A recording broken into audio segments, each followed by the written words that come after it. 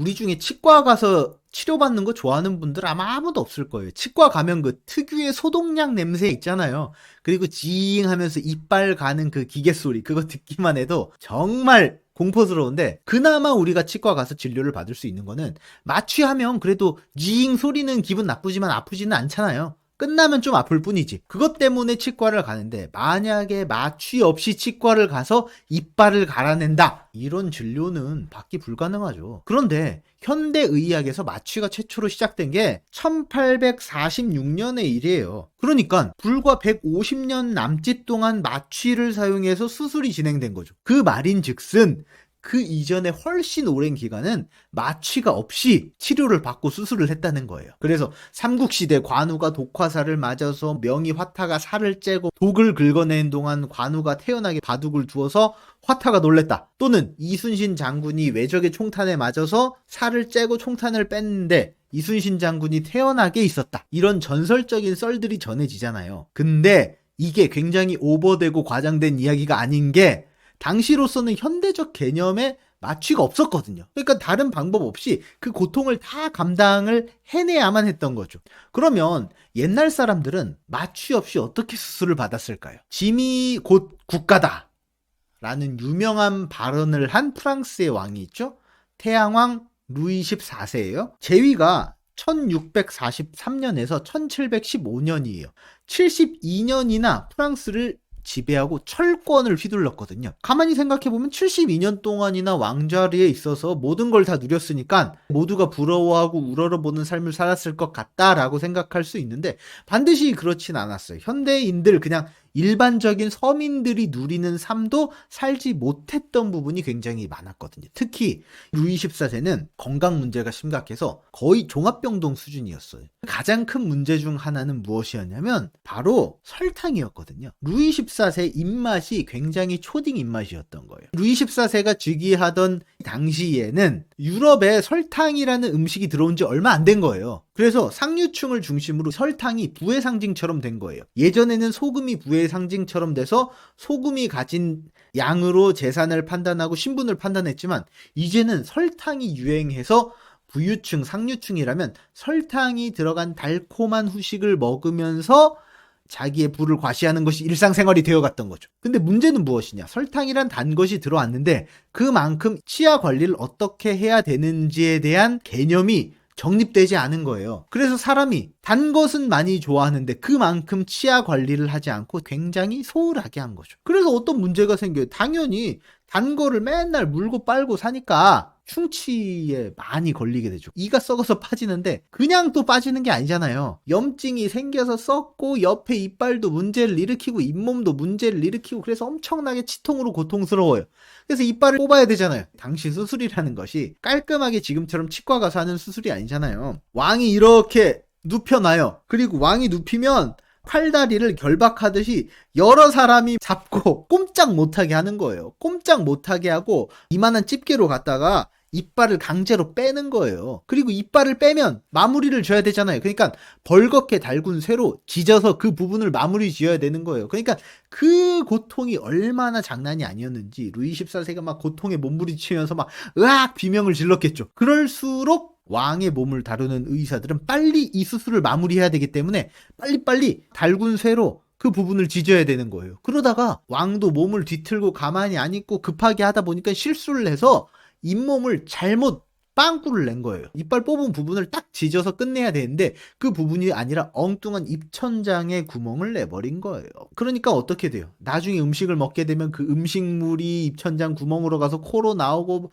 난장판이 돼서 안에 들어간 음식물이 고여서 썩고 엄청난 염증을 일으키고 엄청난 문제를 일으키는 거죠. 그러니까 현재 기준으로 볼 때 그 당시 왕이 72년이라는 기간을 철권 통치하고 어마어마한 부나 영광을 다 누렸을 것 같지만 현재 우리가 누리는 삶의 많은 부분을 누리지 못했다. 그래서 딱히 부럽지 않다. 이런 생각이 들 수도 있겠죠. 치과만 문제였을까요? 루이 14세가 걸어다니는 병동이라고 했잖아요. 당시 치질도 앓고 있었거든요. 지금도 치질 수술은 굉장히 고통스러운 수술이라고 하죠. 경험자 얘기를 들어보면 마취하고 수술할 때는 그나마 괜찮대요. 근데 마취가 끝나면 식칼로 거기를 그대로 쑤시는 느낌이 난대요. 진짜 고통스럽다고 하더라고요. 근데 그런 치질 수술 당시 마취가 없었거든요. 당시 수술이 어떤 식으로 진행됐냐면 내과 의사는 공식적으로 인정받고 지위도 높은 귀족들이 맡고 있었어요. 근데 외과 의사라는 직업은 확립되지도 않고 지위가 보장되지도 않던 시절이었거든요. 외과 수술은 전문적인 분야가 아니었어요. 당시 이발사들이 칼을 많이 사용하니까 그래 너네가 칼을 쓰니까 외과 의사도 겸직해라 라고 맡겨두던 시절이에요.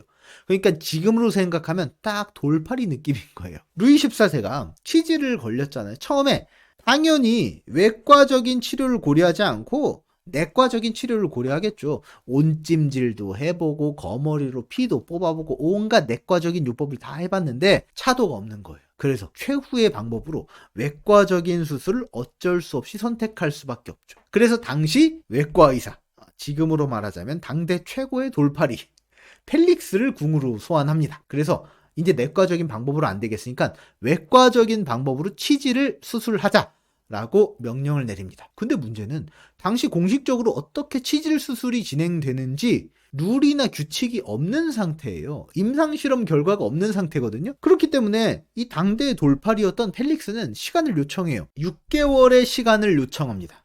그래서 내가 이 기간 동안 치질 수술을 마스터해 오겠습니다. 시간을 주십시오. 하고 직접 수술 도구들을 개발을 해요. 도구들을 개발했으니까 실험을 해봐야 되잖아요. 처음부터 왕의 몸에 칼을 댈 수 없잖아요. 그러니까 돈 없고 가난한 사람들을 이렇게 불러 모아서 마루타처럼 생체 실험을 하는 거예요.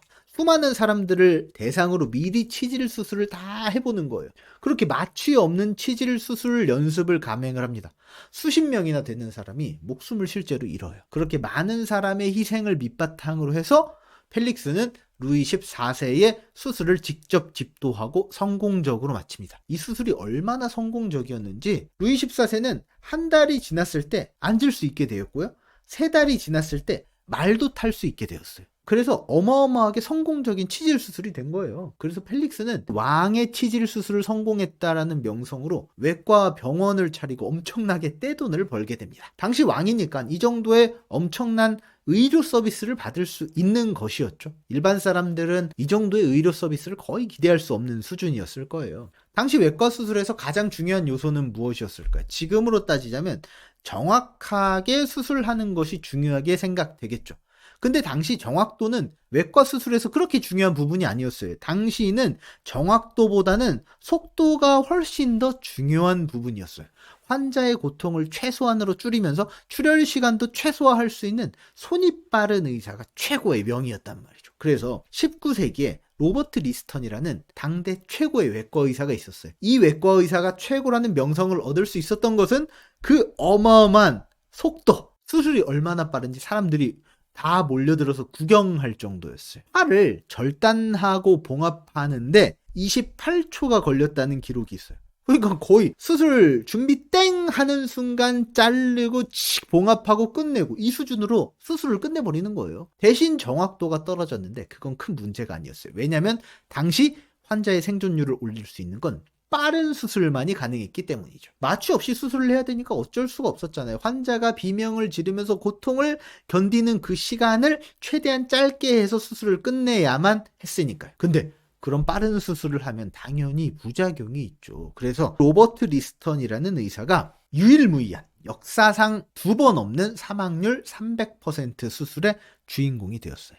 한 번은 사람의 다리를 절단하고 봉합하는 수술이에요. 그러면 그 당시 수술은 당연히 고통스러우니까 팔다리를 잘 묶어놓고 꼼짝도 못하게 다 묶어놓고 절단을 하는 수술을 진행을 할 수밖에 없죠. 그리고 준비 땡 하면 빨리 다리를 절단하고 다리를 봉합하고 빨리 끝내야 돼요. 근데 너무 급하게 서두른 나머지 이 다리를 절단하기 위해서 잡고 있던 조수의 손가락을 잘라버린 거예요. 조수의 손가락을 자르고 환자의 다리를 잘라서 그 조수와 환자가 같이 감염증에 걸려서 사망해 버리고 합니다. 한 명을 수술하는데 2명이 죽었죠? 사망률 200%예요. 근데 이 사람의 수술이 하도 명성이 있고 유명하니까 많은 구경꾼들이 와서 다 보고 있었는데 그 구경꾼 중 한 명이 그 수술 장면에 충격을 받고 심장마비로 사망을 합니다. 그래서 유일무이한 사망률 300%. 한 명을 수술하는데 3명이 사망하는 사건이 있었어요. 이런 엄청난 수술 부작용이 있었지만 마취가 없던 당시로서는 다른 선택지가 없었어요. 최대한 빠르게 절단을 하고 최대한 빨리 봉합하는 수밖에 없잖아요. 상처를 불로 지지거나 끓는 기름을 부어서 상처를 봉합하는 방법을 썼는데 그 방법도 역시 다시 감염되고 굉장히 부작용이 있었죠. 그래서 지금 의료기술은 많은 사람의 피를 바탕으로 세워진 거죠. 그러다가 1846년에 에테르가스를 이용한 마취법이 개발됩니다. 아름아름 마취가 시작된 거예요. 그러다가 마취가 널리 퍼지게 된 계기가 있었어요. 바로 빅토리아 여왕의 출산이에요. 빅토리아 여왕은 7명의 자녀를 출산했거든요. 근데 출산의 고통이 너무 심한 거예요. 그래서 출산만 하고 나면 산후 우울증에 시달린 거예요. 근데 부부 금슬이 너무 좋았나 봐요.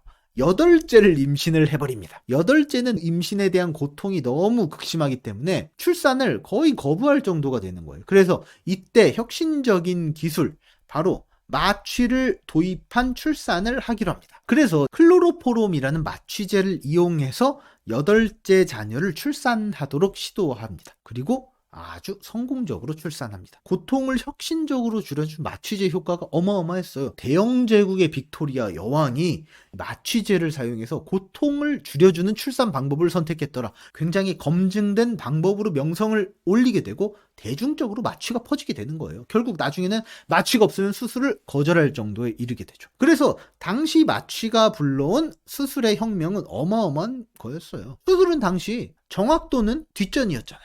그리고 당시는 오직 중요한 게 속도였잖아요. 근데 마취가 들어옴으로 인해서 이제는 속도뿐만이 아니라 정확도 있는 수술을 가능하게 한 거예요. 환자의 고통을 많이 줄였기 때문에 정확하게 외과 수술을 할 수 있게 된 거죠.